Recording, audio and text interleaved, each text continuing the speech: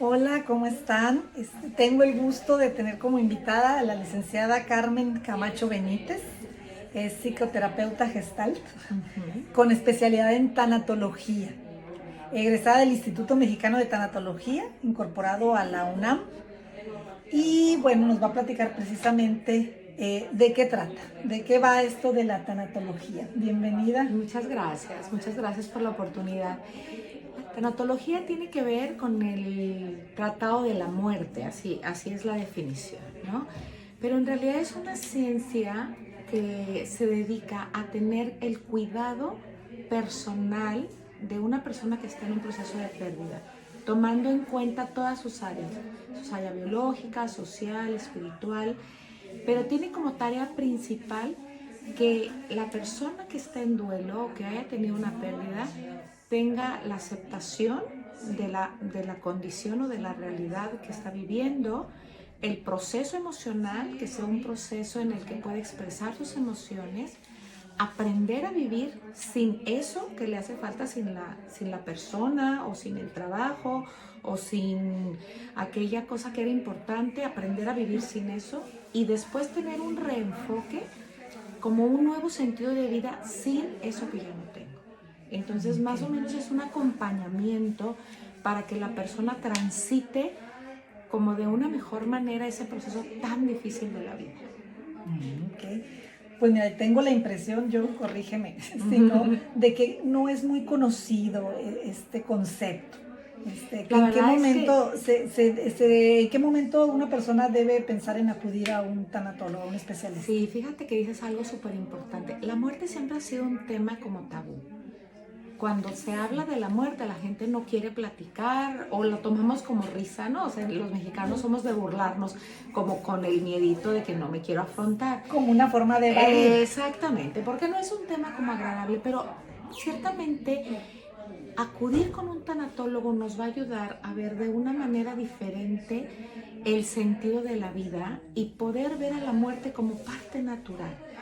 Si yo ya estoy viviendo un proceso de pérdida, que obviamente no lo quería, yo no quería que alguien muriera, yo no quería que me despidieran del trabajo, yo no quería una enfermedad, o sea, son situaciones que no queremos, pero el tanatólogo me ayuda a transitar eso que resulta tan difícil porque sin un acompañamiento adecuado muchas veces no se coloca bien la experiencia y nos puede traer como problemas después. Entonces esa es Sí. como la idea, que tengas a un especialista que te va a decir que lo que sientes es parte, que no puedes pelearte con estas emociones que nos dan de enojo, de tristeza, de frustración, pero que siempre va a haber algo que se puede hacer con eso.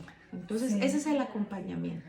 Y precisamente te iba a preguntar qué consecuencias puede tener el que no manejemos de manera adecuada el duelo. Es algo pues muy común, como tú comentas, sufrimos a lo largo de nuestra vida todo tipo de pérdidas. El detalle es si no lo manejamos de la manera adecuada, ¿qué consecuencias puede traer? Sí, fíjate que se llaman duelos inconclusos, ¿no? Inclusive aunque no tenga que ver con la muerte. Si yo tengo una pérdida y no encuentro o no entiendo cómo es mi proceso ante esto, yo puedo tener como mucha frustración, como mucho enojo, emociones que algunas personas las llaman negativas, pero son más bien emociones desagradables que no nos ayudan a estar bien. Me quedo con mucho estrés, me quedo con mucha frustración de no saber qué hacer con esto y luego puede provocar muchas enfermedades o puede provocar que no tengamos claro ahora la vida, ¿no? Porque finalmente nosotros seguimos vivos, ¿no? O con esta condición. Y entonces no podemos como entender y colocar de mejor manera lo que nos pasa. Y se enferma la gente, se llena de estrés, como les decía ahorita, o bien se enoja con la vida, o me vuelvo reactivo. Todo me da, o sea, es como me vuelvo negativo hacia lo que sucede, o no sé quién me la hizo, sino quién me la paga, ¿no? Entonces se vuelve muy complicado, pero principalmente el cuerpo lo resiente y hay mucha enfermedad detrás de un duelo no bien No, trabajado. no cerrado. No. Uh-huh. Y te pregunto esto porque nosotros trabajamos con muchos pacientes de cáncer. no es en diversos estados de la enfermedad, ¿no? Pero cuando recibes el diagnóstico, la palabra es muy fuerte. Entonces, desde que recibes el diagnóstico, pues ya empieza a haber una serie de pérdidas, ¿no? Así lo veo yo, Sí. como, pues digo, primero de la salud y de un montón de cosas que te pasan por la cabeza, ¿no? No, y alrededor del cáncer, híjoles, es una enfermedad como muy disruptiva, afecta muchas áreas de la vida, desde el diagnóstico, como bien dices tú, es shock, entonces ya la pérdida de la paz es lo primero, ¿no? O sea, ya la cabeza empieza con un montón de escenarios, ¿qué va a pasar? ¿Qué voy a hacer? ¿Me voy a morir? ¿Mis hijos? ¿No? Y te angustias y de verdad, si ya está la enfermedad, bueno, se viene como un bajón inclusive de todo el sistema inmune aún mayor de ya la enfermedad en sí. Y luego vienes a afrontar temas económicos, porque no podemos olvidar que alrededor del cáncer tiene que haber un tratamiento puntual y a veces hay que vender cosas, ¿no? O hay que pedir prestado, o si hay que atender al enfermo o estar para el enfermo, pues a lo mejor tengo que cambiar de trabajo. Se viene a recolocarnos la vida de otra manera. Sí, cambios, pérdidas de tu forma de vivir anterior. Al final es un cambio que definitivamente te tiene que afectar, ¿no? De alguna manera hay que saber manejar. Quisiéramos que no nos afectara, quisiéramos tener como una actitud como muy positiva, pero no podemos olvidar que alrededor de esa enfermedad se requieren hacer muchos cambios, como lo dices tú, y simplemente el cambiar abruptamente no nos gusta. A ningún ser humano nos gusta el cambio abrupto, ¿verdad? Entonces ya se vuelve como un tema que suma a lidiar con la propia enfermedad. Y luego viene, por ejemplo, cambios de humor, viene cambios también en los temas sexuales, porque la gente no, con los tratamientos tan fuertes, obviamente el líbido baja, toda tu cuerpo, tu química cambia. Entonces no solamente es la enfermedad en sí misma, sino lleva muchas cosas que sí se tienen que afrontar. Afecta muchas áreas de tu vida y de la vida de la gente que te está acompañando. Totalmente. Sí, es fuerte. Y otra cosa que yo he visto o veo, que la gente que es muy religiosa tiende a a darle un poquito más de sentido, ¿no? a estas situaciones. ¿Qué pasa con la gente que no es tan religiosa o creyente? ¿Cómo manejan esto? Fíjate que dices algo súper importante. La gente religiosa practica una fe, ¿no? Entonces la fe te sostiene. Hay otra parte que no es tan religiosa, pero sí es espiritual, que eso es una área de todo el ser humano. Tenemos esta necesidad de creer en algo y de sostenernos de algo que nos va a ayudar con esto que yo no entiendo, porque aparentemente no hay una razón o no hay una razón lógica de por qué sucedió esta pérdida en el caso de la enfermedad del cáncer. Y si definitivamente la espiritualidad te sostiene, te da un aliento, porque si hay alrededor tema de muerte, como me ayuda a ver hacia dónde voy, qué sigue en mi vida, ¿Qué sentido tiene? Entonces, la gente que no tiene una práctica religiosa o una espiritualidad no tiene de qué sostenerse cuando uno no entiende con el razonamiento humano qué está pasando alrededor de todo esto. Entonces, sí, es mucho más difícil afrontar la enfermedad y aparte te quita la esperanza, y la esperanza siempre es un elemento fundamental para yo querer salir adelante, para yo querer estar como puesta hacia lo que viene. Y si yo tengo una espiritualidad, me permito abandonarme en aquello que sé que me puede ayudar a transitar esto y que hay más después de la enfermedad, que muchas veces no es muerte. Muchas veces va a haber un cambio, y aunque no podamos ver lo positivo en este momento, la espiritualidad sí me ayuda a ver que después va a haber algo que me puede servir, un aprendizaje, una condición mejor inclusive, pero no lo alcanzo a ver si esa parte no está. Así es. Y también hay que lidiar, aparte de con el tema de salud mental, ¿no? También habrá muchas cosas, gente que tiene ya, que está en una enfermedad terminal, por ejemplo, ¿no?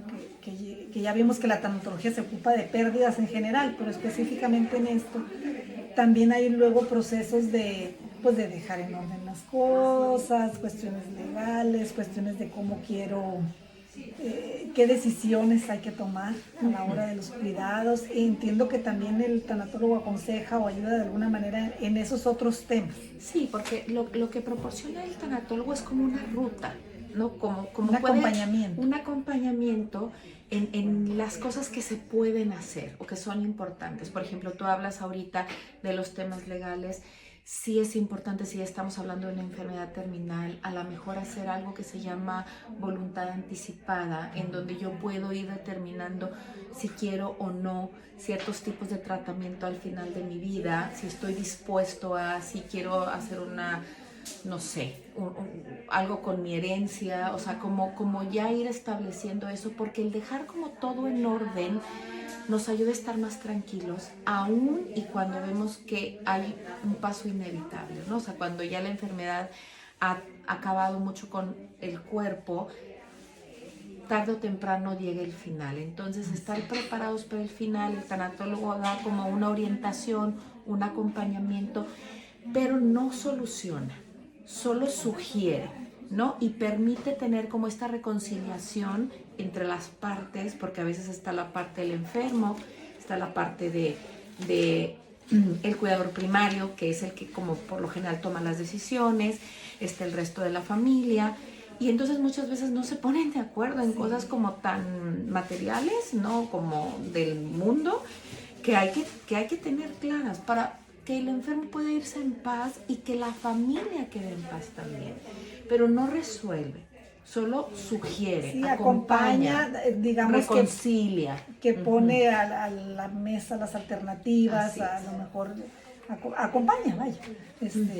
Y la decisión al final de cuentas pues debe ser de la persona. Totalmente, totalmente. Es de la familia y de la persona y se le da al enfermo, obviamente si tiene sus capacidades mentales todavía en buen funcionamiento, se le da al enfermo la prioridad de decidir, porque finalmente él es el principal en este tema.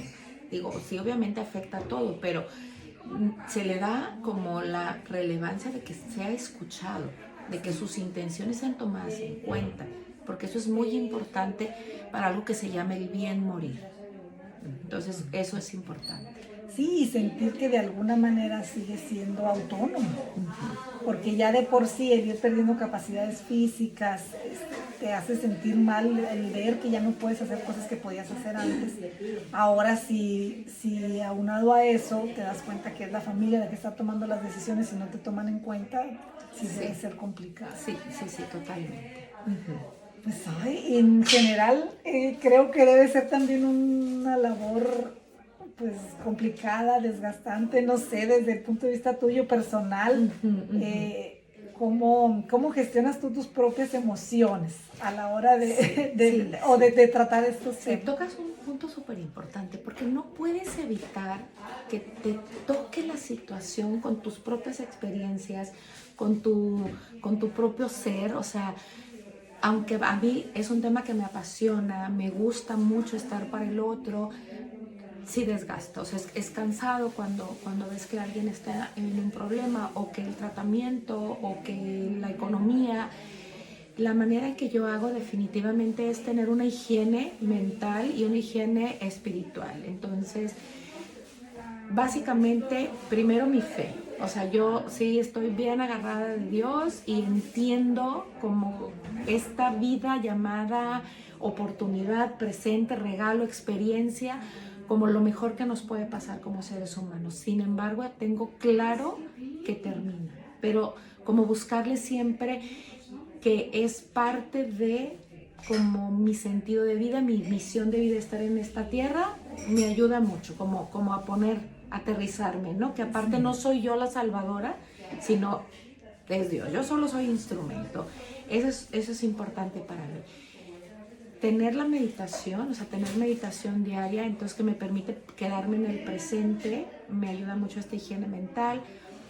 respiración, hago ejercicios de respiración consciente todo el tiempo, principalmente cuando termino una sesión.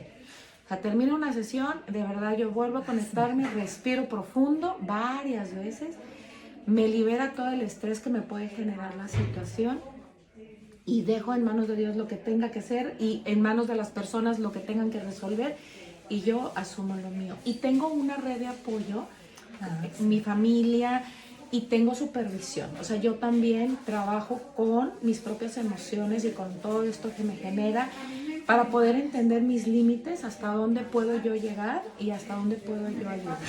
Entonces eso, estoy supervisada para que aquí esto no, aquí esto sí, porque bueno, no hay forma de que esto no afecte. Porque somos seres humanos y estás viviendo y compartiendo de alguna manera o percibiendo las emociones de la gente con la que trabajas. Así es. Ay, pues sí, difícil, pero a la vez muy bonito, muy, supongo, satisfactorio el hecho de que puedas ayudar a la verdad es que personas.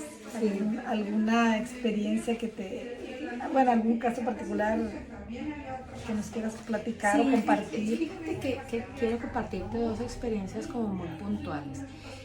Tuve la oportunidad de estar en la unidad de trauma del Hospital de Traumatología del Seguro Social en la Ciudad de México, en donde el trabajo del tanatólogo se dedicaba como a acompañar a los que estaban lesionados y que estaban por ingresar a operación. Entonces era como, ¿cómo estás? ¿Cómo te sientes? Porque hay mucho miedo a la muerte en una circunstancia así. O sea, vienes de un accidente, que llegas al hospital y entonces estás a punto de entrar como a operación, que no sabes si vas a quedar bien o no, lo que suceda, obviamente con los que estaban conscientes.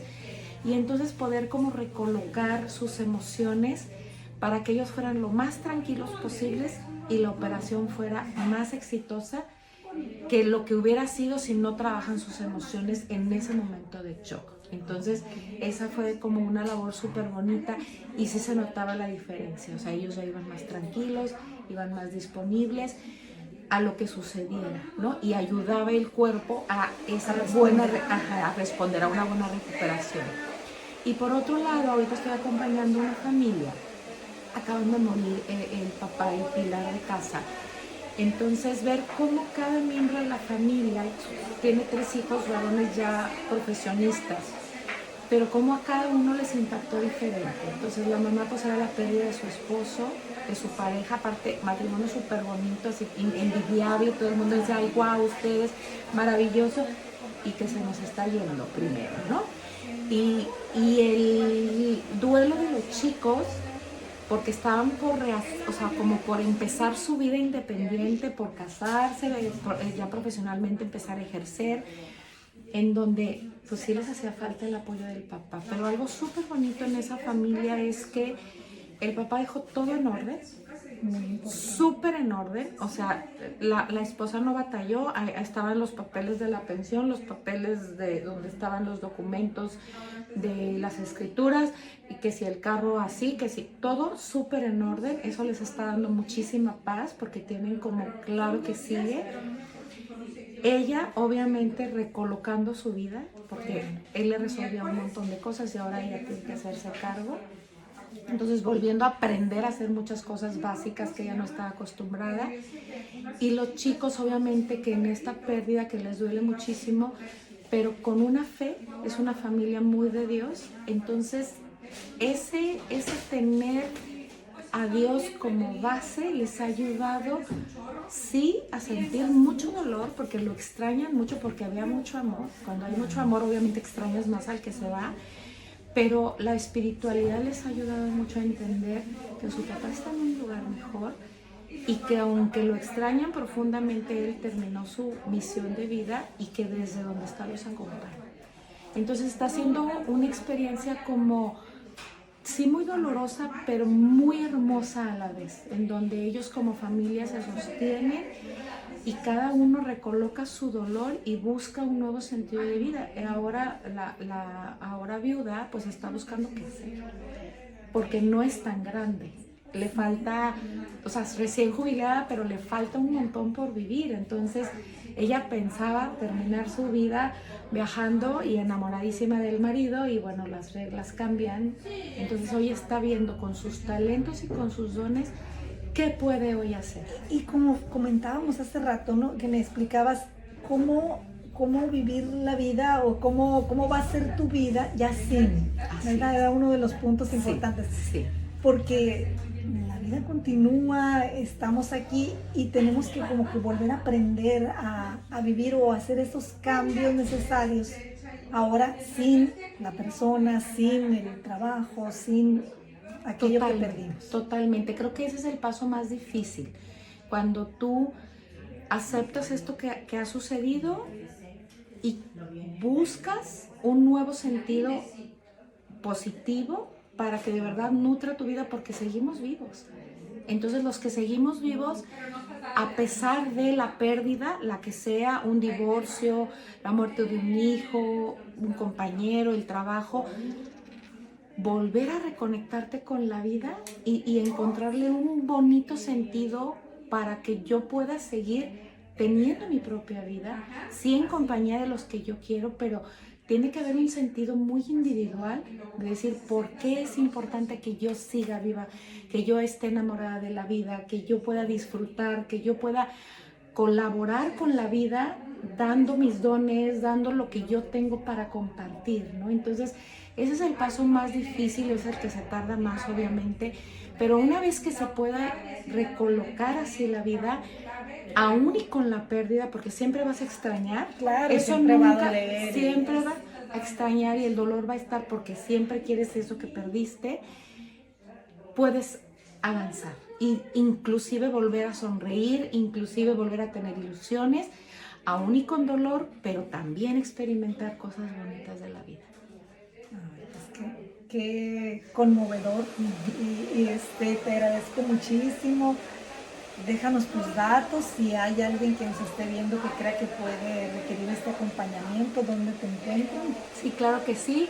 Bueno, todavía yo no estoy tan puesta en las redes, pero más bien con mucho gusto les paso mi correo, malecamacho, todo junto, @hotmail.com, o mi número de teléfono, 443-273-5807, me mandan un mensajito y con muchísimo gusto, ya sea por email o por mensaje, contratamos o conseguimos o nos buscamos o nos contestamos o lo que sea para poder acompañarlos si es que lo requieren, con mucho gusto. Ay, pues mil gracias. Aquí vamos a dejar en los comentarios los datos completos y pues encantada de pues tenerte, muy interesante, muy útil todo lo que nos has compartido y muchas gracias. Y a toda tu comunidad, que bueno, pues esto a lo que tú te dedicas es precioso, porque el sentirse bien con todos los productos que tú ofreces es importante para poder seguir viendo la vida